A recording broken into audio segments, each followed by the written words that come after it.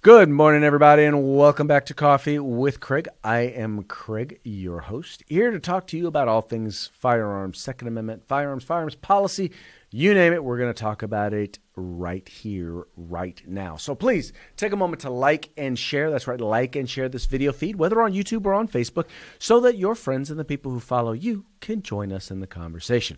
Also, remember to like and share. Not like and share. Subscribe and follow. Subscribe to our YouTube channel. Follow us on Facebook so that you can receive the alerts whenever we go live. So let's get into I keep forgetting. Before we get into today's topic, I just want to remind you guys, FPC Gear. FPC Gear is open. The store is open right now. Go there, get all of your FPC gear, and support us as we support your right to keep and bear arms. Also wanted to remind you, Sacramento Black Rifle, Sparks Black Rifle, our sponsors. Want to make sure to thank them. They are individuals who put their money where their mouth is. They don't just believe in the commerce in the firearms industry. They also believe in facilitating it by supporting organizations that support your right to keep and bear arms. So please do us a favor. Support them as well. Check them out on Facebook. Go to their website. You can also give them a call if there's anything that you see that you're interested in. Their Instagram is great. Tons of cool stuff there. If you just see it, just give them a call, and they will definitely hook you up. That's Spark and Sacramento Black Rifle. All right, let's get into today's topic. You guys have probably all seen the video, so I know I don't have to give it too big of an intro. But, a lot of people make a lot about the whole, a lot of people in the anti-gun community, they really have an issue with that whole idea of a good guy with a gun. So I decided, and I think this is an interesting story because it actually has an interesting twist on the good guy with a gun story, and that is a good girl with a gun. Girl, gal, woman, lady, badass, shall we say. So this individual who you see here laying in the street decided that he was going to run up on a group of moms and attempt to rob them. And, well, let's just say that somebody was having none of it. And she decided she was going to stand up for her family. Check it out.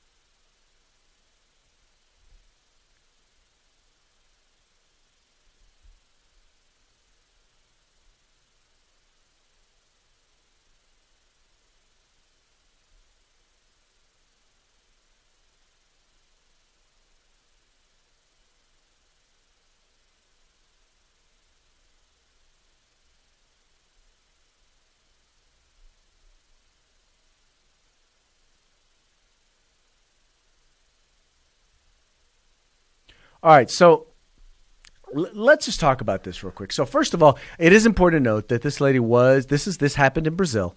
This lady was not undercover. She was an off-duty police officer.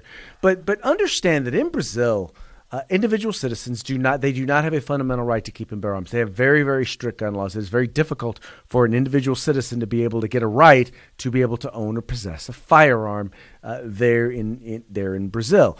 And as anyone who's been following anything that goes on there, they had 60,000 murders, 60,000 gun deaths, people who were killed as a result of, once again, in a place where they have all sorts of gun laws. You have people who are basically being killed right and left. 60,000 people, 60,000 victims of gun violence there in Brazil. And here you have a woman who was in a position where she was able to defend not just herself, but defend others. Now, people want to say that the good guy or the good gal with the gun story, well, hey, that's Brazil. She was a cop. That doesn't really happen. Well, you know what? Actually, yeah, it kind of does happen here in these United States. Here's an example from just not too long ago. An attempted robber is dead after he threatened a man's family and attempted to rob a fast food joint Wednesday night. The incident happened at a Popeyes near San Antonio shortly before 9 o'clock. Police said the suspect entered the business and attempted to rob a man and his family. The father of the family asked if they could leave, and when the robber agreed, his wife and 2 of their children left, but 2 were still in the bathroom. The robber then demanded money from the employees. He noticed the man's other 2 children walk out of the bathroom and pointed the gun at them. The father then quickly pulled his gun out and shot and killed the robber. Officers said the man is a licensed handgun owner. The incident remains under investigation.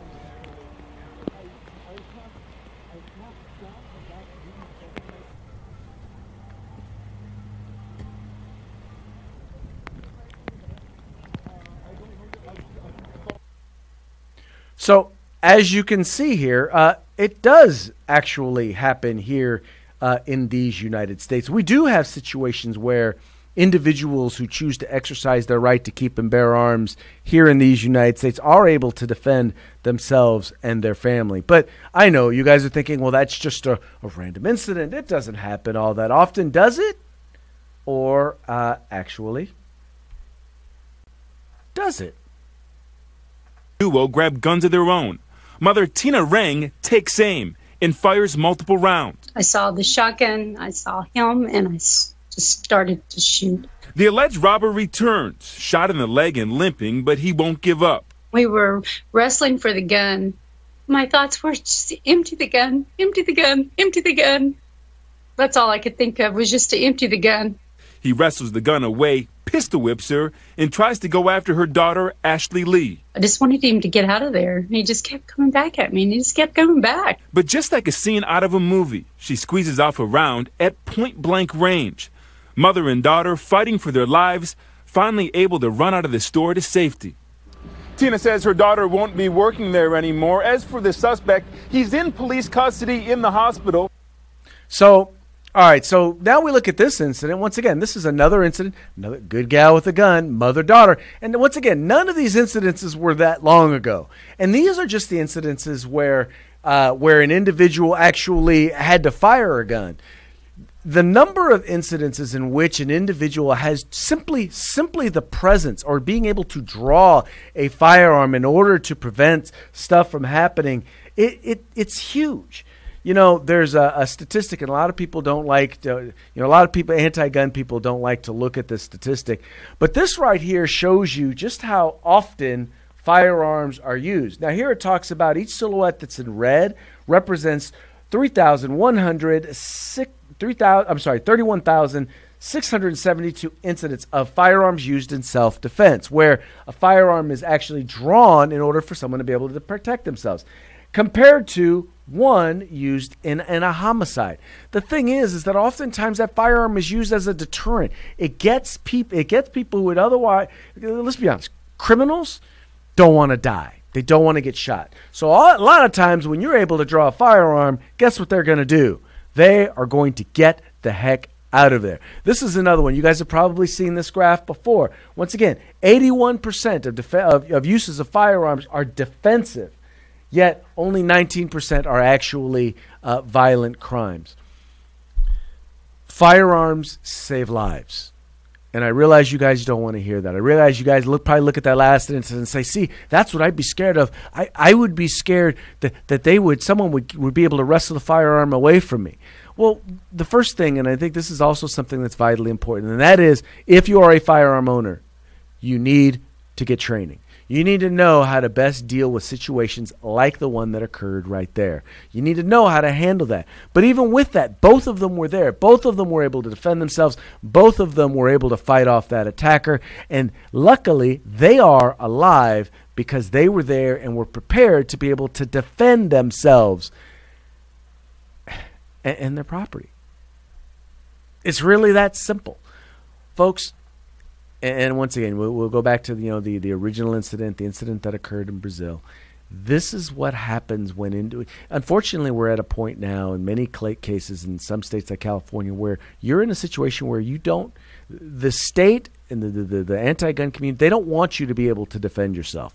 They see the criminals as the victims, and they see law-abiding citizens who want to defend themselves as the criminals or the perpetrators. Well, you know what? I'm looking at these incidents, and I'll just say this: I'd rather be judged by 12 than carried by 6. And I think that pretty much about sums it all up. Folks, that's going to be it for today's Coffee with Craig. We very much appreciate you guys tuning in, and we appreciate you supporting the Firearms Policy Coalition. Please take a moment, become a member of FPC.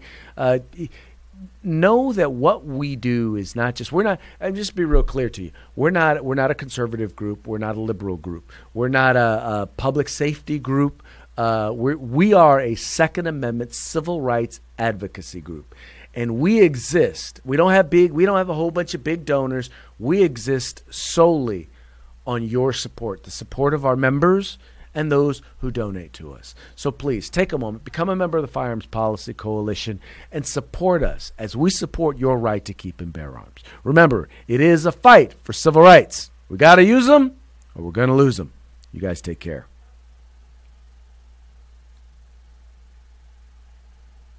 If you like our videos, follow, subscribe, like, and share.